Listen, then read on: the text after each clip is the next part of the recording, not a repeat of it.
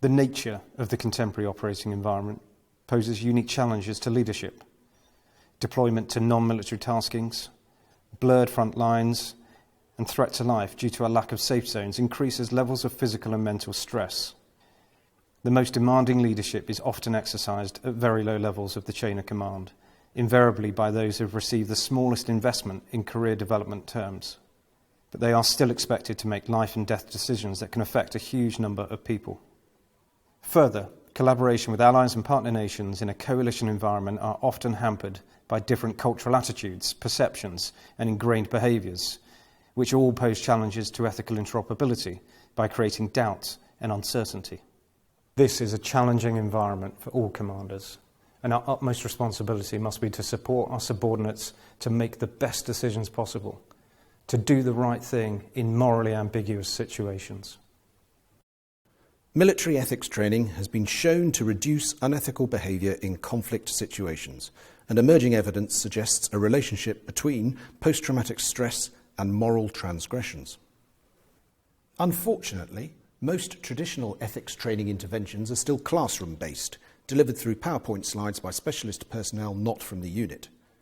Research on military ethics also tends to focus on the officers rather than enlisted soldiers, thus neglecting the experience and critical importance of enlisted personnel.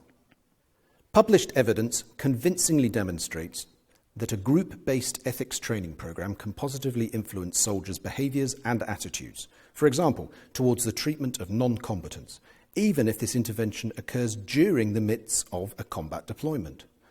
Normalising the discussion of ethical challenges can change attitudes and influence behaviour. For these reasons, the King's College London Centre for Military Ethics, based at the UK Defence Academy, has developed a cost-effective, easy-to-use and military-focused solution. The military ethics education playing cards, developed in close cooperation between academics, moral philosophers, lawyers and military officers, enable group discussions of ethical issues arising in military settings. Consisting of 52 ethical dilemmas relating to leadership, individual conduct, integrity, justice and legality, laws of war, and military and society.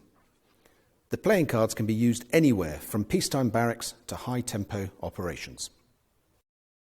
Through a unique QR code on the back of each card, users can use their mobile phones to link to further material on the Centre website, including case studies, further reading, and short videos provided by military personnel discussing possible direct answers to the challenges and why some responses are more legitimate than others.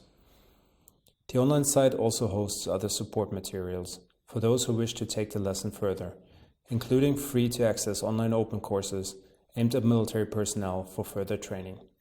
Thousands of the cards are already being used by NATO partners and allies, providing us with qualitative evidence to demonstrate their effectiveness. The ethics playing cards are a low-cost, high-impact solution that has already proven to be successful with military personnel from many countries.